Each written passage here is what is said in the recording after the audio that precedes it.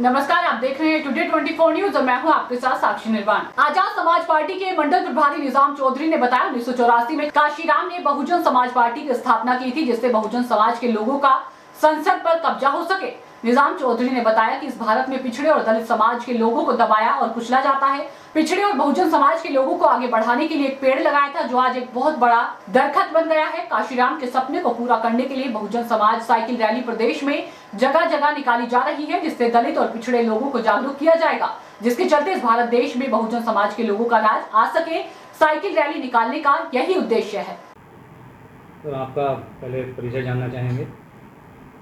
मेरा नाम निजाम चौधरी है और मैं मेरठ, मुरादाबाद और सहारनपुर मंडल प्रभारी हूँ वर्तमान में। आजाद समाज पार्टी सभी राज्यों में साइकिल यात्रा निकाल रही है, इसका उद्देश्य क्या है? देखिए, बहुजन साइकिल यात्रा जो है ये साहब कांसीराम ने शुरू की थी और उन्होंने 1978 में DS4 की स्थापना की और 1984 में बहुजन समाज पार्टी की स्थापना की। वो इसी उद्देश्य के साथ की थी कि इस देश में बहुजनों का शासन आए। जो आज तक संसद पर बहुजनों का कब्जा नहीं हुआ, इसी उद्देश्य को रखते हुए साहब कांसीराम ने ये काम किया था। लेकिन उनके जाने के बाद में इसमें एक ठहराव आ गया था, एक गैप आ गया था और बहुजन समाज बहुत विचलित था कि जो पौधा साहब कांसीराम साहब ने लगाया था वो एक वृक्ष बन गया था। लेकिन 2006 में उनके प्रवास करने के बाद इस दुनिया से वो मिशन ठहर गया, ख़त्म हो गया, रुक गया। लेकिन 5-6 वर्ष पूर्व भाई चंद्रशेखर आज़ाद, जो हमारे राष्ट्रीय अध्यक्ष हैं, उन्होंने भीम आर्मी संगठन नाम से सहारनपुर से इसकी शुरुआत की और उन्होंने इस मिशन की बागडोर संभाली इसी उद्देश्य के साथ कि बहुजनों में राजनीतिक, आर्थिक और सामाजिक चेतना का हमें जागरूकता लानी है।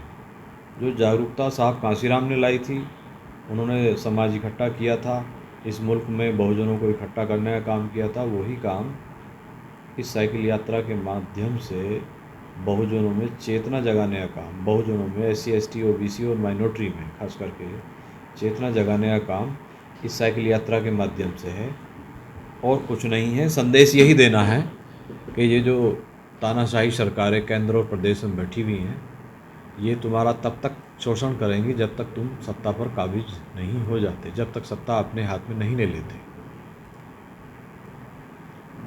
ये यात्रा एक ही दिन की रहेगी या कंटिन्यू चलती रहेगी?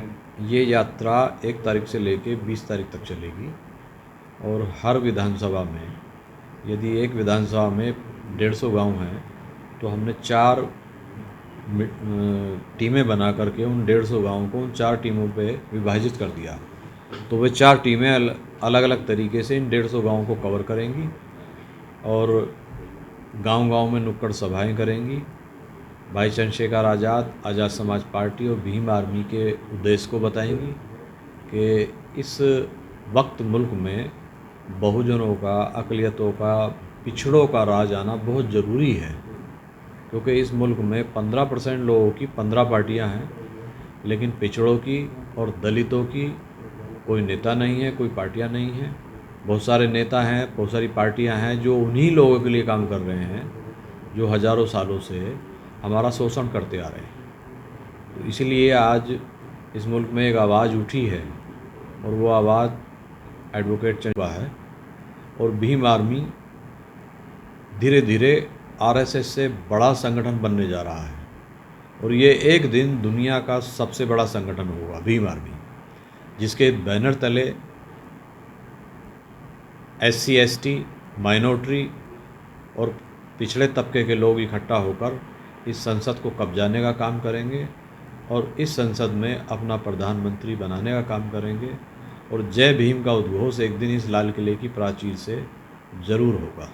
और खास करके मैं मुस्लिम अक़लियत के लोगों से कहना चाहता हूँ कि जब तक इस मुल्क में आप दलित पॉलिटिक्स या दलित लीडरशिप को मजबूत नहीं करोगे, दलितों के साथ नहीं लगोगे, इस मुसलमान कौम का भला होने वाला नहीं है। क्योंकि ये मुस्लिम कम्युनिटी, मेरा समाज हर पार्टी में जा चुका है और देख चुका है। आपने कांग्रेस को 60 साल वोट दिया, आपने बहुजन समाज पार्टी की सरकार बनाई, आपने 80-90% समाजवादी पार्टी को वोट दिया, 4-4 बार उनके मुख्यमंत्री बनाए, लेकिन आपको छला गया है। शायद कांशीराम साहब आज जिंदा होते तो मुसलमानों के हालात ऐसे ना होते। वो तो भला हो बाबा साहब अम्बेडकर का, जिन्होंने संविधान दिया, जिसकी बदौलत आज मुसलमान गर्व से इस मुल्क में अपना सीना चौड़ा कर चलता है। इन्हीं उद्देश्यों के साथ ये साइकिल यात्रा की शुरुआत कर रहे हैं और आने वाले वक्त में 2022 में इस तानाशाही सरकार को इस प्रदेश से और इस देश से उखाड़ फेंकने का काम भीम आर्मी और आज़ाद समाज पार्टी करेगी। जब से बीजेपी सरकार भारत देश में आई है तब से कॉन्स्टिट्यूशन की बात करें, संविधान की बात करें, संविधान को ये ताक पर रखकर जो हैं ताक पर रखकर काम कर रहे हैं।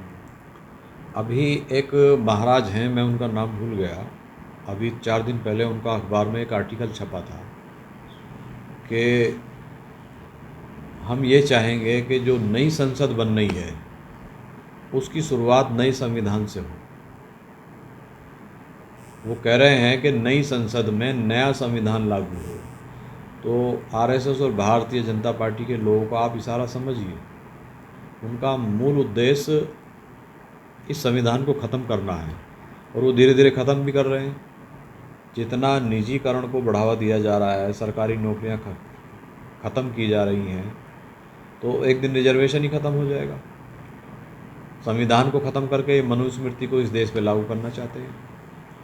जो हज़ारों साल पहले छुआछूत भेदभाव दलितों के साथ, अक़लियतों के साथ होता था, वही ये चाहते हैं कि वही कानून मनुस्मृति के हम इस देश में लागू करें। ये नहीं चाहते ये देश संविधान से चले, ये मनुस्मृति से इस देश को चलाना चाहते हैं। भारतीय जनता पार्टी और आरएसएस की यही सोच है। भले ही वो अपनी ज़बान पे नहीं ला रहे, लेकिन उनके मन में ये बात तय है कि नई संसद में नया संविधान आए। लेकिन आज़ाद समाज पार्टी और भीम आर्मी जब तक जिंदा है, आज़ाद एडवोकेट चंद्रशेखर आज़ाद जब तक। आप देखते रहिए टुडे 24 न्यूज़।